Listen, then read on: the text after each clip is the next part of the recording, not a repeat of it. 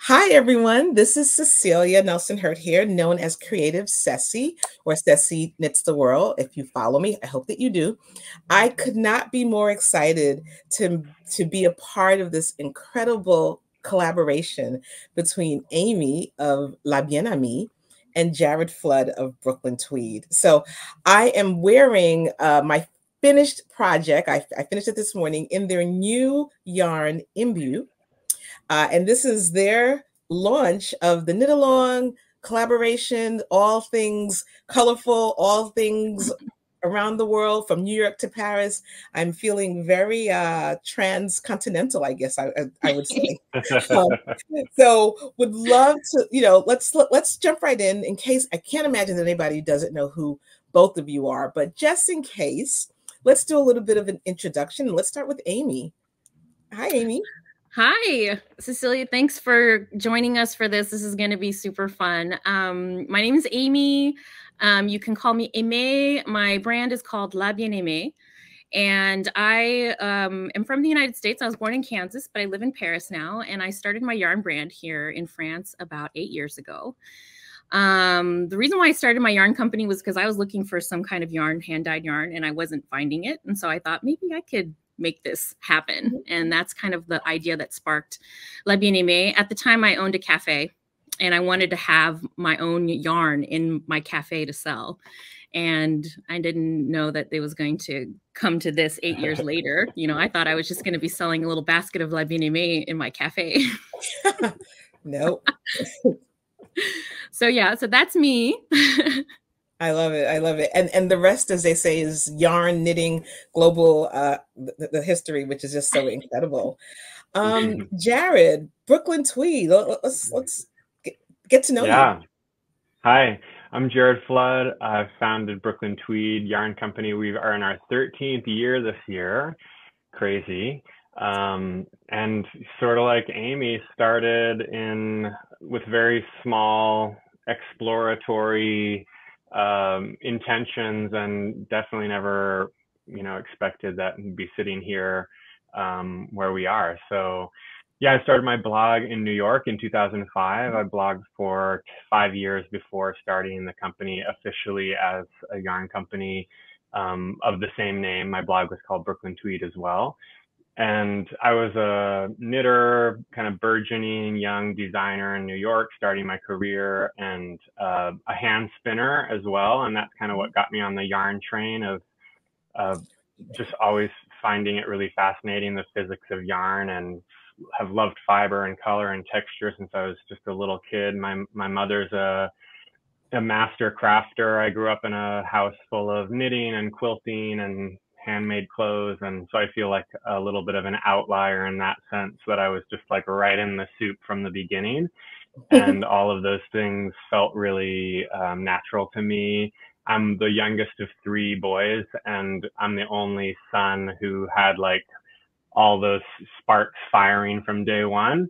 So my mom just like nurture she just jumped right on that, nurtured that from day one. Yeah. So and it's been really special for us to now, because my mom is just such a huge fan, and we say, and it's for real, it's not an exaggeration, that my mom has knit more Brooklyn Tweed than anyone in the world, I believe. I love that. And she's kept every yarn label. She has this basket of yarn labels. It's really sweet. So yeah, that's kind of a super quick origin story. I love that origin story, but now I'm intrigued and I want to see the basket of labels. So we're going to have to make that happen as well. So I clearly remember when I met both of you. So again, I've been a crafter for over 20 years and had the pleasure to meet both of you. Big fans, was a fan of your blog, but I'm so interested, as they say, tell me a little bit about your meet cute. How did you two meet? Well, we met digitally, right? Yeah. I think we were both blogging, but I think we met more so on Flickr, which is no longer, I believe, right? It still exists. I still back my photos up to Flickr. I still pay for my Flickr account because it was such a important, like website app for me. Yeah. Back in the day. So I still hang on. Flickr still exists. Yeah, it felt like a pre-Instagram community where It you're really was, just engaging with the imagery, more so the imagery than the text, and text too. But yeah, and we really got to know each other through our pictures, and we both love taking pictures and have always, that's been a big part of it, I think, for both of us. Yeah, absolutely. I mean, I did read Jared's blog, Brooklyn Tweed, because I was a kind of a knit blogger. I started out as an expat blogger when I moved to France. I opened my blog like 6 months before I moved to France and started out as an expat blogger, got back into knitting, and that's how I found Jared's blog. And through his photography, I was on Flickr because I was an amateur photographer at the time and just really trying to learn as much as I could by other people's blogging, and I found Jared that way immediately, and we immediately connected through photography. And it's so funny because I remember at one point where I was knitting, my son had just been born, and I was knitting some sweaters for him, and you would come and comment on some of the photos, and it was just like that whole connection because we had been friends online for a very long time. I don't think that Jared and I met in person until like EYF. Yeah, I think that's right. Several years later. Or 18 or something like that. So yeah, several years later, we had both started our yarn companies in the meantime and things like that, doing our things. I was doing my thing in France and he was doing his thing in the US. And then we met at a festival in Edinburgh. That. Yeah. I love that. I love that. It's such a global story. And I can picture, again, because both of your brands are very image heavy, right? Because again, particularly in the social media world, you kind of fall in love with the image before you actually touch and see. And so it's so important to have that. But Aimée, you kind of led, the whole French New York thing. And so let's talk a little bit about the process. What was that like for a French yarn company and an American yarn company or brands to work? Talk about that a little bit. Aimée, first. Well, it's having a company in France. I always had to kind of watch what everyone was doing from the internet, like from what was going on in the United States. I wasn't able to attend any trade shows in the US just because it didn't make any sense to me. So I would pay attention to what was going on the blogs, and then Ravelry come around. I'd read on the forums, and then Instagram came around and I would see the photos and things like that. And by this time, Jared had started his company and I had seen him making his yarn, moved from, because Jared, didn't you move from the East Coast to the West Coast at some point? Yeah, in 2015, moved from Brooklyn to Portland, which is where I am now. Yeah.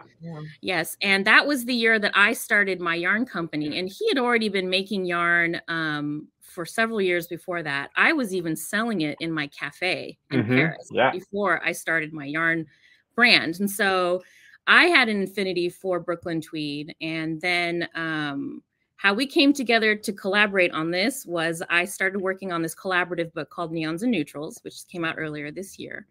And I was all about wanting to bring together different yarn companies into one book. And we're all going to collaborate together. And I knew back in my mind, I was like, I was thinking about all the yarn brands that I used to carry in my cafe. And so I immediately went towards those. Some of them don't exist anymore.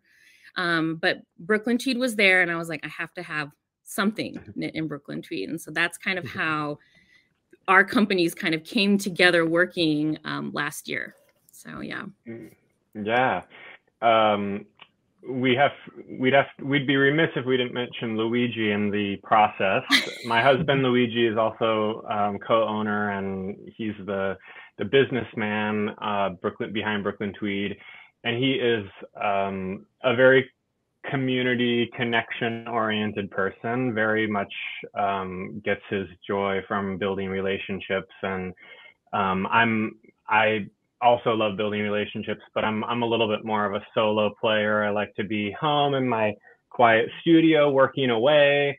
And so he has really been a big part of sort of thinking who's out there in the industry that we really connect with, shares our values, who can we help, how can we be mutually supportive. And I think that that's really one of the big connections that we've had with you, Aimée, is that we both really kind of look at the industry more as like, how can we all work together versus your company versus my company and all of that. And So even though we've known each other a long time, we got a chance to get more time together and get to know each other more in the last 6 months as we've been working on this project. And it's been really great, and also really nice for us. Sometimes it kind of feels lonely doing what we do. Not a lot of people do it. And I think as any small business owner has just tons of challenges.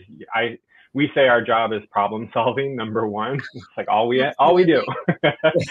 And so Aimée and Julie were in Portland a few months ago, and we sat down for dinner at one of our favorite restaurants here, and just it was so nice to talk shop with people who kind of have a very similar existence. Even though it's in Paris, I feel like the problems, the joys, the challenges, the kind of day-to-day lifestyle stuff, it was just so it feels so good to have someone who really understands it from the inside, and kind of help me realize, yeah, it really does make a difference to have, you know, those kinds of community connections. Absolutely.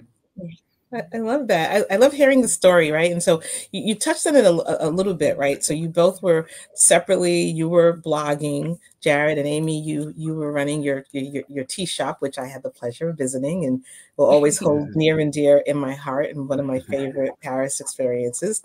But then you decided to shift and move into the actual creating a yarn brand. Can you talk a little bit more about what was it that made you actually say, okay, I'm going to go from blogger to yarn brand, right? So Jared, I'd love to hear from you. And then Aimée, you know, instead of yarn to shop, I'd love to hear about that. So Jared, if you can go first.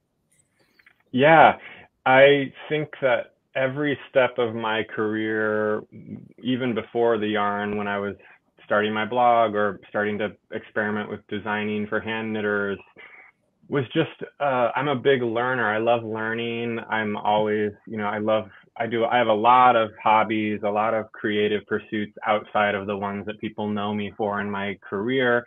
And I think learning and kind of expanding knowledge and creative skills has always been something that I've really loved to do. So I never really had that moment of looking way out and saying, hey, I want to be a business owner in the hand knitting industry. But I definitely have a chain of so many moments where I thought, I could do that. I'm going to learn how. I want to try it and just see what happens. And you know, kind of moving forward with an open, exploratory energy is where I feel most comfortable and most expanded and full. And you know, I feel very lucky to have been rewarded in the things that I've done in the hand knitting world, because they've all been very authentically connected to my own process as a creative and as a person. So I think it's kind of more of that one foot in front of the other. And there was a point, you know, after starting the business and sort of understanding, hey, this is something that if with the right level of commitment could, you know, be moved forward in a more mindful, intentional way, and definitely hit that point a few years in. But even the first few years of doing Brooklyn Tweed, the yarn company, I was really pretty, I don't know, naive and what's the word? I guess just not really focused on how do I build this as a business, more focused on how can I keep this vehicle moving forward as a way to pour my creativity into it through my design work, through my photography, things that I just wanted to be doing for my work. So it definitely feels very like a very organic, you know, at this point, starting the blog almost 20 years ago, 18 years ago, which is really unbelievable. It does not feel that long. But also there's been so many, you know, I've grown so much as a person during that time. I mean, I look back at myself then and I just see someone, I just didn't feel like I knew myself at all. And I think running a small business and being, for me, being somehow under scrutiny from the public or kind of having attention on me has been a big growing edge for me in my life, because I've always sort of been a fly under the radar kind of person, more comfortable doing that. And so yeah, so it's brought a lot of growth, a lot of challenges for me actually personally to be doing something in this way, and also a lot of rewards too. I don't like to promote the narrative that we so often hear in the culture of like glorifying the entrepreneur and like that's the best possible thing you could ever do, and that's the dream job that everyone wants. Like there's some really great, amazing parts, and the freedom of it is the really big motivator for me, of being able to make the moves that I want to make when I want to make them. Like doing a collaboration together, you know, that felt really right, and I felt the sparks, and so I was able to say yes, let's do that. And so that kind of freedom is what really motivates me. But it's been a challenging road for me as well in many ways, and so yeah, I just like to kind of bring both of those stories forward, because I do kind of, you know, we sort of live in this culture that like fetishizes the idea of like the self-made person, and that everybody feels like they should be trying to do that. And I tell people more like, really know what you want, and it's okay if that's not what you want, and it's also okay if you start doing that and you get into it and you're like, that's not actually making me feel good, you know. And so I've had to modulate and adjust many times on the journey and be honest with myself, and got to a point where say, hey, everybody's looking at this thing and saying, wow, that's so amazing. And I'm sitting here thinking, this isn't feeling right for me. This isn't exactly fitting for me yet. I'm going to make a change to see if this will fit better, and see if this will fit better. And that was really hard for me at the beginning. It's a lot easier for me now. I'm just more comfortable, a way more self-compassionate person than I've ever been before. And I think that's helped me and continues to help me grow and set the boundaries that I need to keep sustaining the energy that you need to do this work, which especially you, Amy, you travel so much and you're out in the public eye so much, that I really admire, you know, your energy and your commitment to that, because it's very, very difficult. Absolutely. Everything that Jared just said almost mirrors exactly my experience as well. The growth for La Bien-Aimée came organically from working in my cafe. And when I worked in my cafe, I needed that yarn, that special yarn to sell in my cafe. That's what sparked this idea to start La Bien-Aimée. I tell people, they ask me like often, like, did you think that this is where you would be today? And I said, no. Like I said earlier, I thought that I would just be selling a basket of my yarn in my cafe. But as always, and something that I learned very clearly during the pandemic is I'm really good at pivoting. And I guess I've just been pivoting nonstop as I go through my company. And like Jared said, like some new opportunity presents itself. And I said, oh, I'm going to try, because I love to try new things, you know, and if I fail, then I can say like, okay, I'm not going to do this. So like coming along and being a guest editor for Pom Pom magazine was something that was proposed to me during the pandemic. I had never done that before. I was like, I had never had thoughts of working in publishing or doing anything like that. Guest editing, I was like, I don't know, never thought to do it, but I was like, why not? Let's try. It's something new. And then it turned into this like idea of like, maybe I could make my own books too. And so that's just kind of like, as you said, I grew organically from the moment that I started my yarn company, and then grew the business as well. A lot of my motivations for our changes and our growth was for comfort for my employees as well. I wanted to make a workplace that was comfortable for people, because it's hard work doing the kind of dyeing that we do. You know, we are we're doing manual work, you know, and so a lot of the motivation in the early years of La Bien-Aimée was to be like, okay, I need to keep investing in my company so that I can improve the work environment for people who work with me, because I knew in the long term I wouldn't be able to keep doing what I'm doing if the people working with me were not comfortable. And so I've been able to grow in a way that I'm pretty proud of the team that I've built that works with me, and that really motivates me every day to come to work and do what I do. Jared, you mentioned how I'm traveling a lot. I love selling. My first job, other than being a babysitter, was being a sales girl. And I love talking to people, and I love selling. And so especially if I'm selling a product, and I have sold so many weird things in my life. I used to sell like truck parts for like industrial. Yeah. And in I French. would never have guessed that. It was a job that I had right when I had graduated from university. And I have sold like handbags. I have sold Girl Scout cookies. I have sold makeup, you know, and if I'm like behind a product, I can sell it. And I love yarn. I love knitting. And so for me, another thing that like one of my job titles is, you know, creative director of La Bien Aimée. I say I am the traveling saleswoman of La Bien Aimée as well. I absolutely love going to these festivals and seeing people and doing trunk shows and being able to interact. And I draw a lot of creativity from these interactions. The pandemic was this moment of my lowest creativity because I wasn't able to travel. I wasn't able to see people. So we started doing all these virtual events. And then I had the idea for the collaborative book, Neons and Neutrals.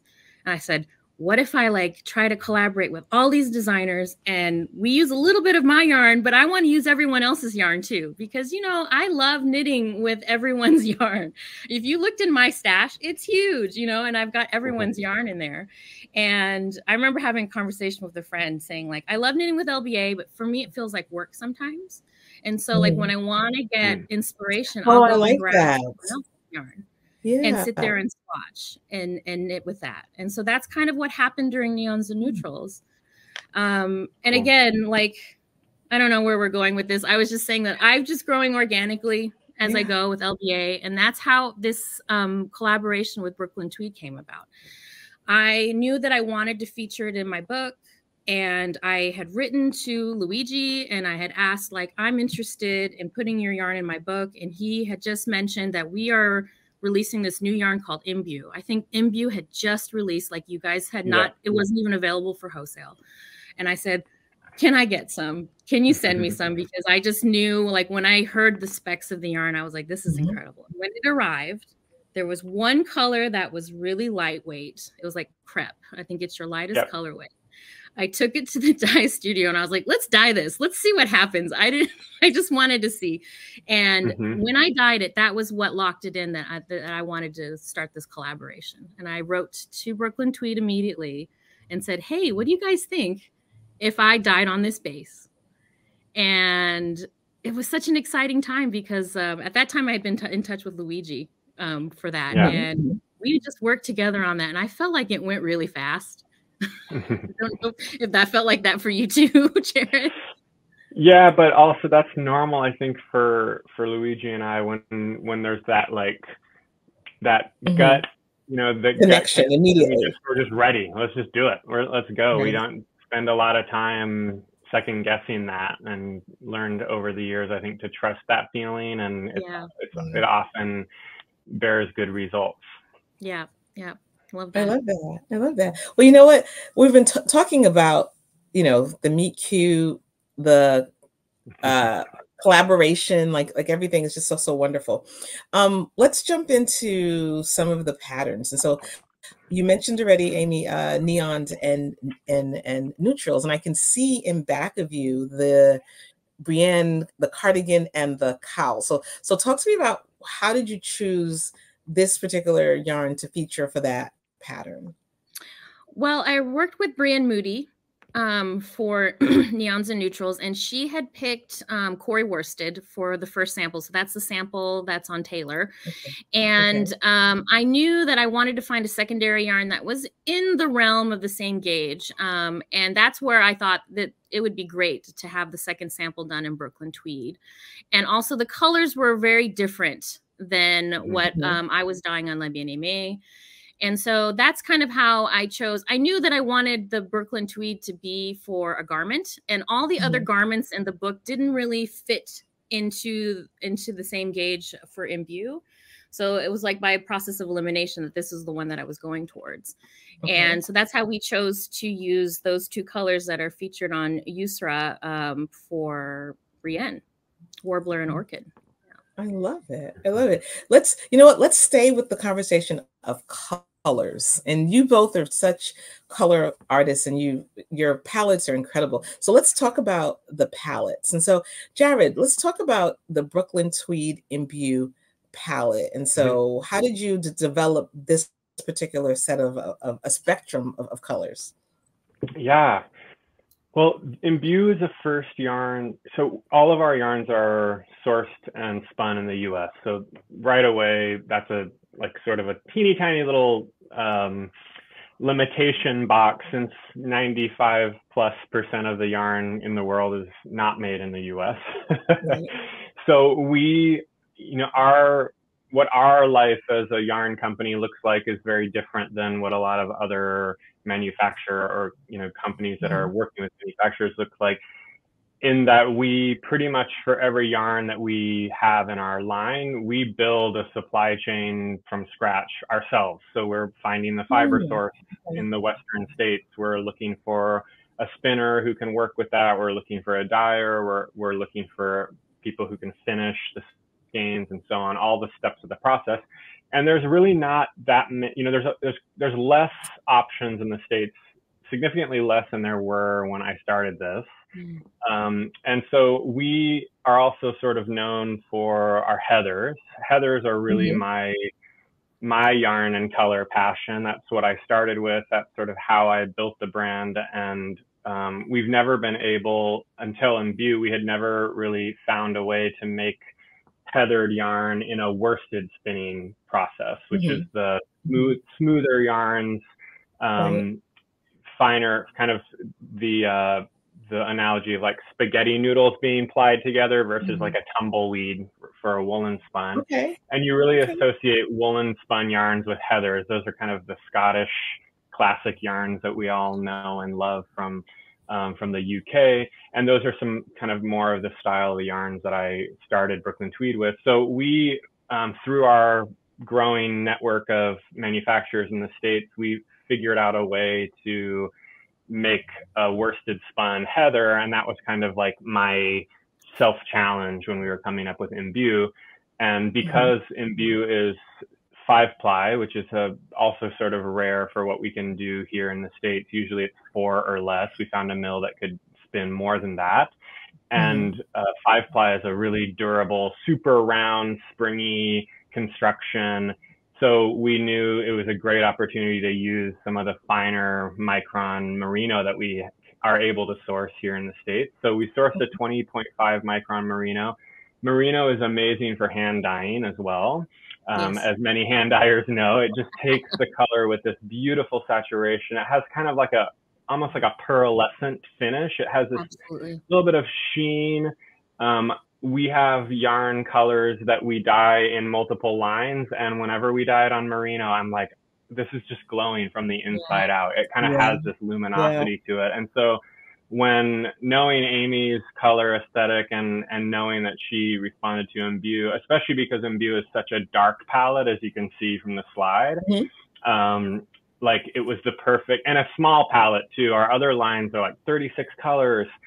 Due to the minimums at the mill, we needed to start with a 12 color palette, which is so hard for me. I agonize. Limiting yourself. I have at Brooklyn Tweed have a board of like 40 different heathers that were developed during the process of making Imbue, and some of them we're going to be bringing into the line this year, adding some more colors. But to choose the 12 is it's always a heartbreak, a small death for me to cut a lot of those beautiful colors. But your favorite child.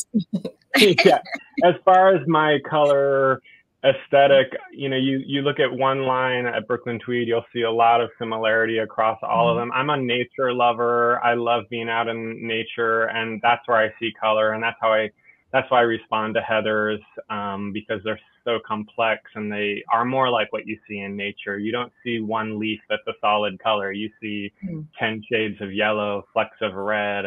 We were out yesterday in the woods for a photo shoot, and it was just all the trees were yellow and white birch wood, and I was just seeing the most amazing colors all around and thinking, like, how to translate this into yarn. It's never a full translation, obviously, but that's definitely where I sort of live in my color world, is out in the natural world, and kind of always trying to see how those colors can be dialogued with in man and woman made things. Well, now let's take a look at Aimée's color palette, right? I think, again, I mean, same yarn, two different personalities. We see a difference, right? We see, this expresses our personalities perfectly. Perfectly, exactly. So, Amy, I mean, look at our backgrounds. Look at our backgrounds. Listen, you both clearly stay on brand, right? So I love that. So, Amy, talk to us about the clearly more than 12. And we're developing more almost every day. So like we have a few more that will be coming out very soon.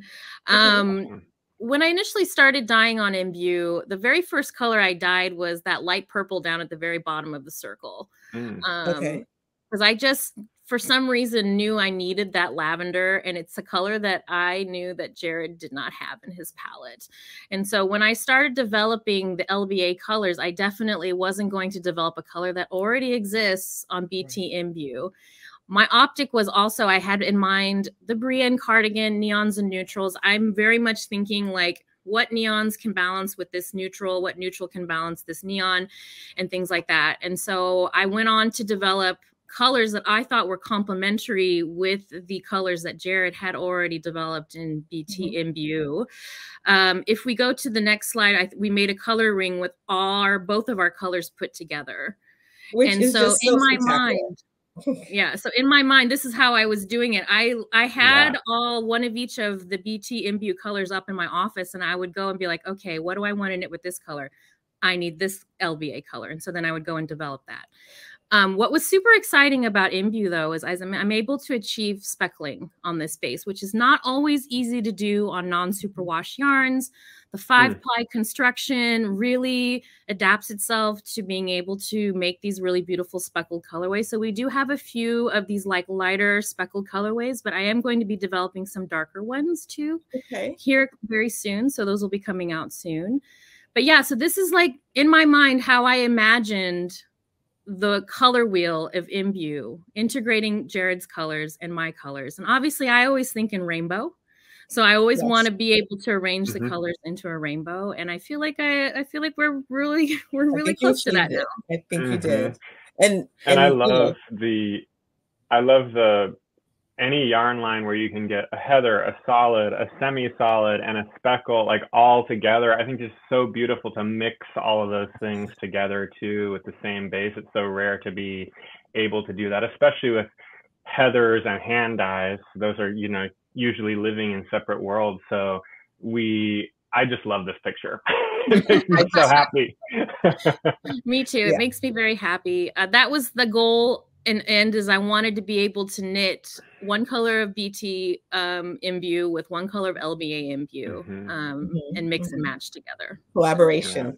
It continues. So you both talked about the production. And again, I'm holding my additional skein, which is probably going to be made into a hat, right? Maybe. I have so many options. And so we talked about that, the 5-ply constructions. And so as you were talking, Jared, I can definitely see that.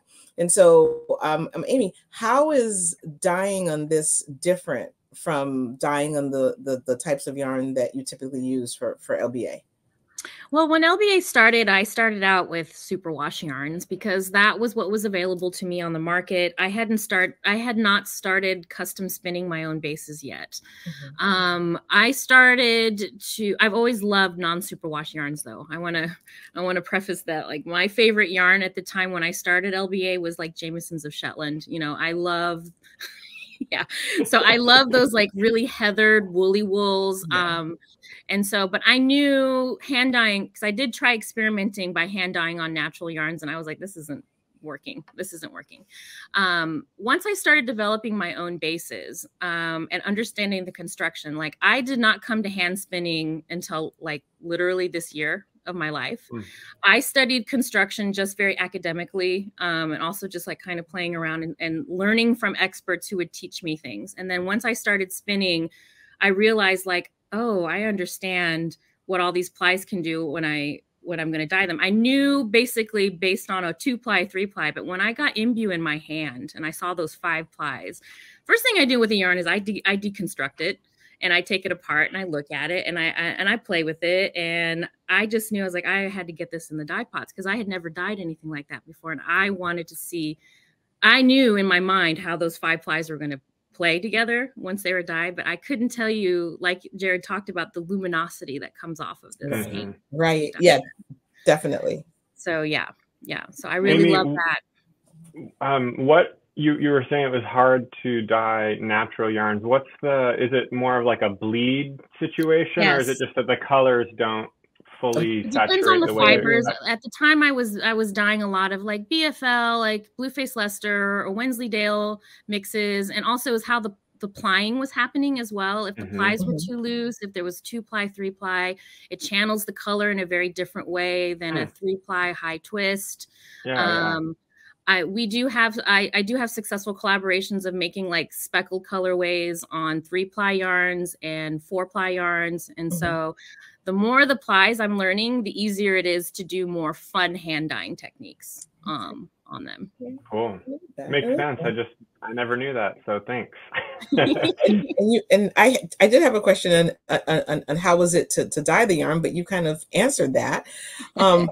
Jared, you touched on it a little bit, but I want to make sure when you talk about the production of the yarn, would love to know, in the development of Imbue, how different or how did you mix your yarn production methods? Because again, this is very different from typical Brooklyn Tweed. Yeah, so the big difference for the production was how the dyed yarn gets processed for the spinning. So when you're working with a heathered yarn, you dye a giant batch of scoured but raw wool all at once in a big vat. So it looks like a giant, compressed thing of cotton candy, for example. And if you get 10, 15 of those bright solids, every heather you see, every heather yarn is a recipe of combinations of those solids. So for an orange, you might have 30% of the solid orange, 10% red, 10% yellow, 20% brown, 20% black, and so forth, to make something more rusty, rustic, a little more nuanced color. And so usually woolen spun is what is made with heathers, because that wool that's in that format of dyed raw wool goes right into a woolen spun process where the wool doesn't need to be carded and lined up together. It's just, you want it to be kind of jumbled and all picked together. So we didn't have anyone who could take the dyed wool, the raw wool, and spin it in the worsted process. There's like a missing step there that would need the wool after it's dyed to be combed and prepped for worsted spinning. So we found a mill that they would spin it, but they also needed to open up that fiber after it was dyed and card it into, so it's like adding 2 additional steps. You're still mixing the heather, but once the heather is mixed, then you're reprocessing it. They call it opening the fiber, but you're reprocessing it so that the worsted spinning process can then happen. So what was really fascinating for me too was to sort of see, I'm so used to spinning heathers in the woolen spun style, which usually leaves more like a piecier finish to the wool. It doesn't get fully blended together. So you get more flecks, neps, little wisps of a color here and there. And with Imbue, it's mixed more. So it's a more subtle heather. You still are getting little kind of tweedy neps in some of the colors, but for the most part, it looks, if you're mixing paint, it was just like you kept mixing the paint longer until it started getting closer to a solid. So it kind of falls in the space between the woolen spun heathers that we have, like Shelter and Loft, and a true solid yarn. It's kind of like a refined heather is sort of how I think about it. I like that. This is like a class. I'm so fascinated how yarn making. it's a master class from someone who said, I'm just going to blog and take pictures, and someone who's like, I'm going to have a basket of yarn in my. You both sound like clearly, and it makes sense, right? Master dyers as well, and so. This day is special because we are kicking off our knit along. And so super excited again. So I'm gonna be a twofer. So I did my one, and I'm definitely gonna do another. So I'd love some inspiration. So can we show a couple of the patterns that we're thinking would make good? And so could either of you talk a little bit about each pattern? So Aimee, do you want to speak a little bit about Sparkwood? So I think Sparkwood is a new pattern. I think Jared actually could probably talk about this better than me. This came out right when our collaboration started. Is that correct? Yeah, this is a pattern by one of our team members at Brooklyn Tweed, Liz. She's our knitwear coordinator. And we, at the time, we were designing for a different yarn called Tones that has tone pairs. So every color has like a light, bright version and a little darker, heathery version. And we were just thinking, kind of spitballing, like what are ways we could combine these two things? And Liz and I are a lover of a peaked watch cap.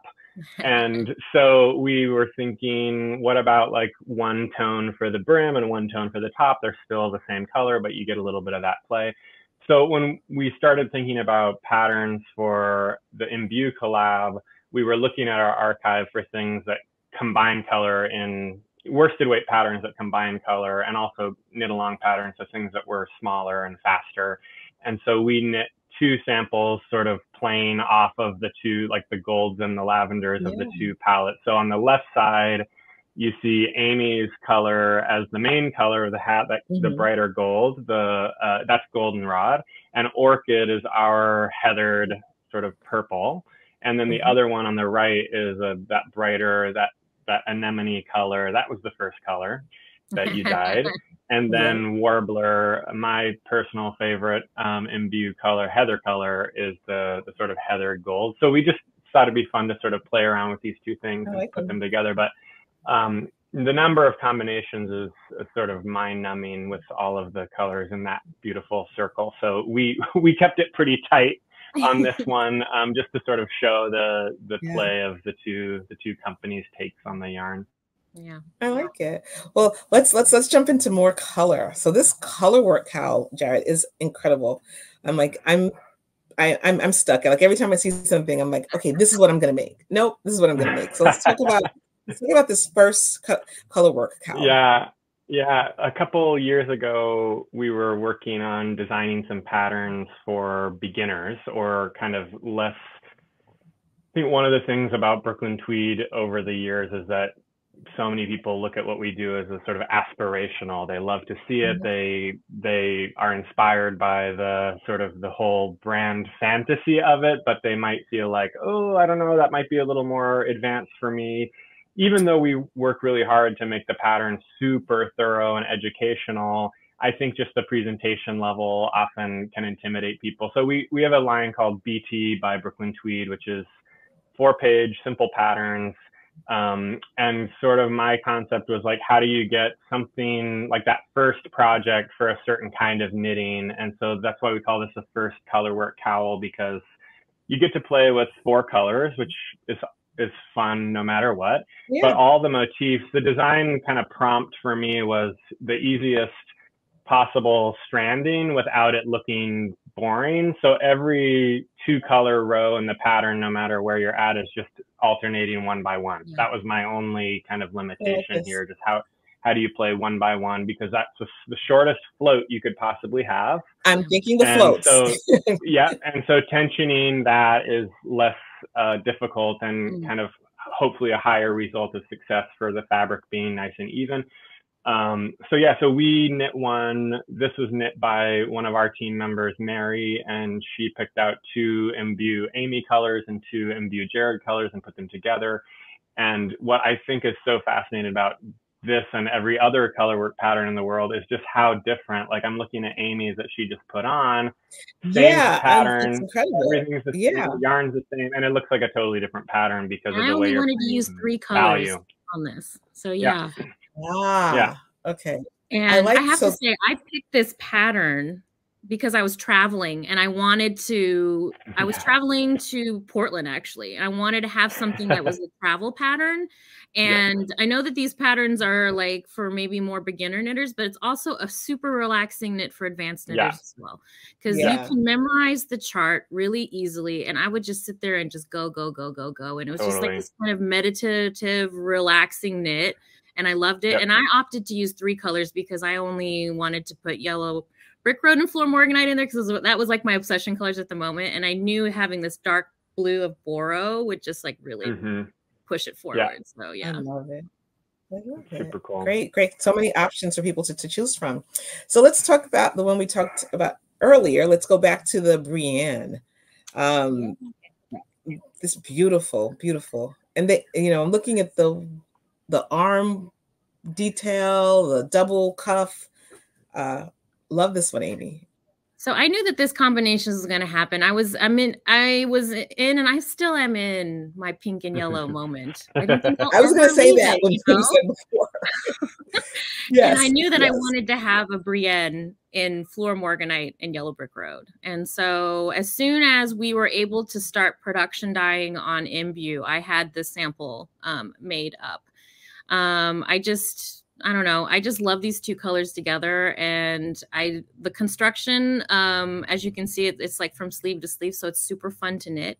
So this is a great pattern for this knit along as well, because you start with the sleeves and you have no sleeve island, so you're just gonna like start off like that. And it's the fun part too of knitting the double cuff, and I feel like that this is a really adventurous knit for somebody who might be a beginner knitter, but also something super fun for an advanced knitter as well. And so I think that this could be a really fun sweater to start for the knit along. I like it. I like it. Okay, and there it is in a combination of colors. It looks complete. If it's possible, it looks completely different. It does. We used a speckled colorway called Heliodor for the pop. And Boro, which is the dark blue that I used in my cowl here. This too was, I knew I wanted to do a super dark Brooklyn tweed color to be held with one of the lightest colors that we dye on LBA Imbue. And I just love how it came together. So yeah, it's like a classic navy and white, but it's not white. You get some fun, right. It's the play on it. I love it. All right, let's move on to the Romney. No, Romney. This is beautiful. This is so simple. It's speaking of therapy knitting, this is like the best travel project. This is so funny. I totally forgot about this pattern. This is something that I knit like more than 15 years ago with some of my hand spun Romney, which is a breed of wool. And Liz, our knitwear coordinator, when she was looking through the archive, she was just looking for fun things for the knit along and easy, accessible projects, and pulled this out of the ancient history category and knit one of these just to put 3 colors together. And it was so nice and a fun way to just change it up. But Imbue's 5-ply is so squishy, and so even super simple like this modified garter stitch with the little ridges, just like when you put that around your neck, it just has this amazing squish. So this is one of those kind of like, I call them therapy projects. It just feels good in the hand. You don't have to think too hard, and when you have a really beautiful yarn to play with, you just get to appreciate it. Yeah, I love that. All right, and then let's look at more. The one other thing about the shawl is that it's a top down, so you just knit it as long as you want until it's the size that you want. You don't have to. I like that. No, you could have stopped after just the light cream color, and it would have been more like a handkerchief, or you could stop after the mid gray, and it would be a small shawl, or keep going, make it really big. So it's just super. It's great too if you have a limited amount of yarn and you just want to use it all up. Just like when you're getting close to the end, weigh your ball of yarn and then knit 1 row and figure out I've got 3 rows left. I better bind off in that time and I'll use up all my yarn. Oh, that's great. Love it. Okay, so now we're gonna look at Morse by Michelle Wang. I love this one too. So again, I as you can see, I can't make up my mind because they're all so great. But let's talk about this. The colors here are fabulous. I'm laughing because we photographed this less than 24 hours ago. Just got it right out of the camera and sent it over for this chat. This is so funny. It looks like a completely different pattern than what it was when we released it several years ago, because we knit it in basically black and white. So it was really graphic, very classic. And our yarn production coordinator, Maggie, when we got the LBA skeins at Brooklyn Tweed, it was just sort of like a joyful free-for-all in the office of people saying like, I want to knit this, I want to knit that. So another one of our team members, Maggie, knit this cowl, and she wanted to knit with the super bright colors. I love that bright yellow so much. I love it. And so she was knitting this, and I'm like, I see, you know, you change colors and you see something completely differently. Also to make the banded patterns different colors. It's more like an all over feel when it's just two colors. It feels kind of more like a brocade pattern or something. And now it feels very much like I can see and appreciate those patterns individually. And I like too the kind of like proportion of where that bright color falls. I do too. So I like that. Really fun. I like that. I love that. Super Wonderful. easy. And my contribution. So, you know, this was in my queue for quite some time now, and I've always wanted. Again, I love cowls. Cowls are so perfect. Yeah. Because for me, you can wear them with your coat, but like if it's cold in the office or wherever, just having the cowl like hug your neck, and this feels so great, hugging my neck. And if I recall correctly, you can make 3 different sizes, so this plays well. And so me, it's a just circular. I did this one. Yeah, it's a circular cast on. There's the long version long enough where you could do a double wrap, short, medium, and you've got the full cowl version on, which is great for. Did you get that in 2 skeins? Is that 2 skein project? So I did this in 2 skeins, right? And so I followed the pattern. So this is what I was, you know, again, how much I enjoyed knitting with this yarn, because the last, you know, the 3 parts of the pattern, the 3rd piece is the stockinette for 20 rows. Clearly I have 30 plus rows here, because I would knit on Zoom calls and it just felt so enjoyable and pleasurable to knit. I was like, I can go another round. I can go another round. And I only bound it off because I'm like, well, let me bound it off so I can have it off the needles for our call. But I loved it. I love the volume and the proportion. I want one that I want to make that too. So I think this is a great one. So you know what are you casting on for the knit along? Well, I initially was going to do the spark wood hat. I can do 2. I feel like I'm going to cast on 2, but I want a hat and cowl. I don't have I usually knit myself a cowl every winter, every season, and I haven't knit my cowl this year. So I think I'm going to do the same as yours and the spark wood. So yeah. I love it. I love it. I think I'm going to do the cowl too. I love it. Can we do triplets? I've always loved that pattern. It's so easy, and also therapy knitting. Yeah, and it's nice when you have a special yarn too, just to like keep it in the most intimate place. Yeah. Yes. I love it. It's nice. Well, thanks. Oh my goodness. I feel like, you know, I can't believe how much time have we spent already. The time is going by so fast. But I've learned so much. Again, I've known both of you for quite some time, and I just love hearing your full origin stories, as well as your meet cute and how this came to be, which gives me an even greater appreciation for this yarn, like knowing the story, knowing how it came to be, knowing the dye process, and I can validate that it is indeed squishy as well as luminous. Is that the term where it captures the weight? So great job. I can't wait to see what other colors will be joining the palette shortly.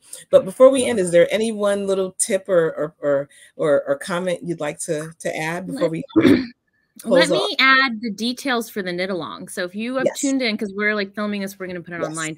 The knit along is going to start on November 3rd and go until December 3rd. So it's like 1 month. It's 1 month long knit along.